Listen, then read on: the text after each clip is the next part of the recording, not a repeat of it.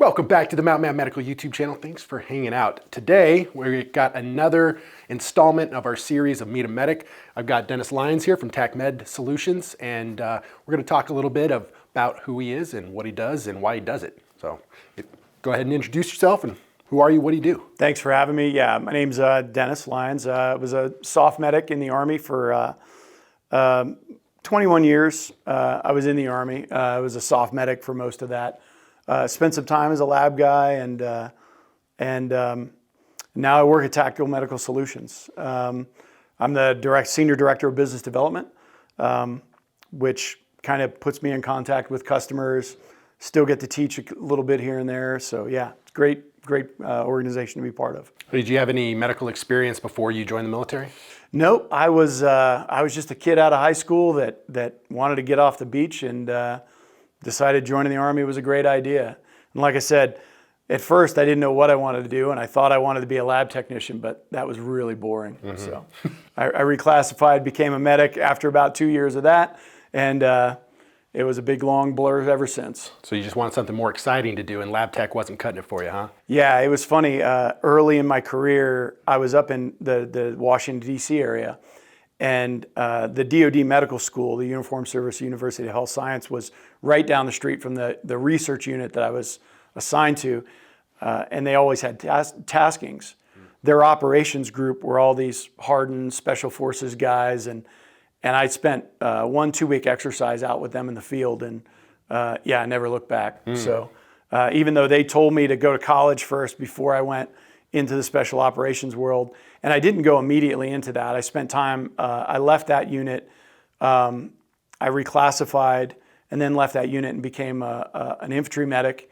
And then I came back stateside, and I was in the hospital, Fort Bragg, and that's when some folks found me working there, and I went and interviewed for a unit. Okay. So.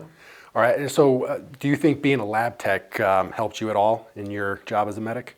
So it helped me because I had a really deep background of anatomy and physiology, which was required by the Army to get into that background, or into that career field. So once I got out, and I was really ahead of my peers when I reclassified to become a medic, and even when I went to the Special Operations Combat Medic course at the JFK Special Warfare Center and School, I was way ahead of my peers because I'd already been a medic for a few years, and I had that deep background in laboratory technology and research and development as well. So it kind of made things really easy when I went to that course, which usually has a very high attrition rate. Mm-hmm.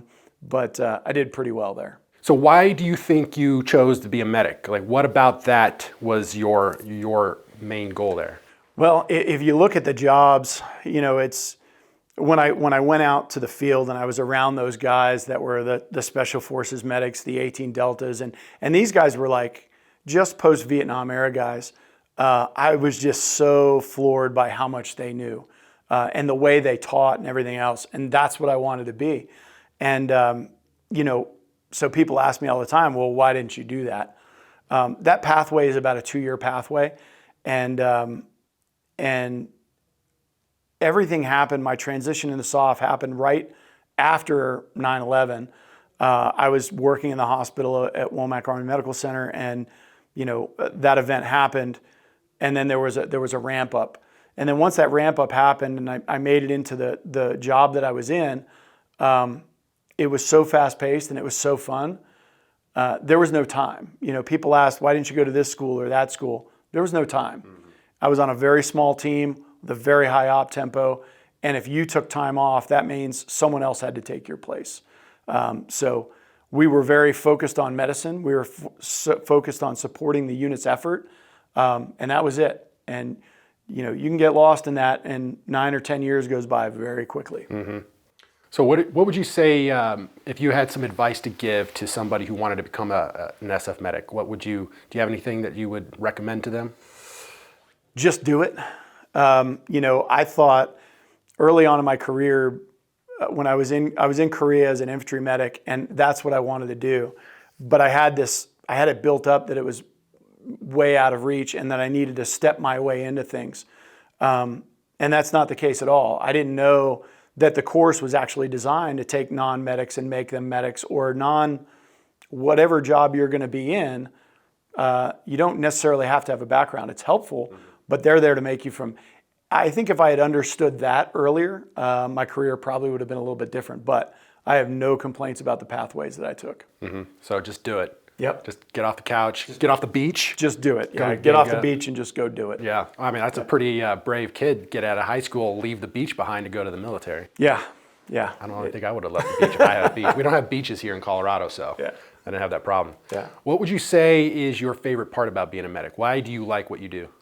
You know, it's just the medicine was great. I got to see some of the best doctors, some of the best medics, and I got to teach a lot of people. So it wasn't just us being medics. I love the teaching aspect of it. I got to teach our communications guys, basic TCCC before TCCC was TCCC.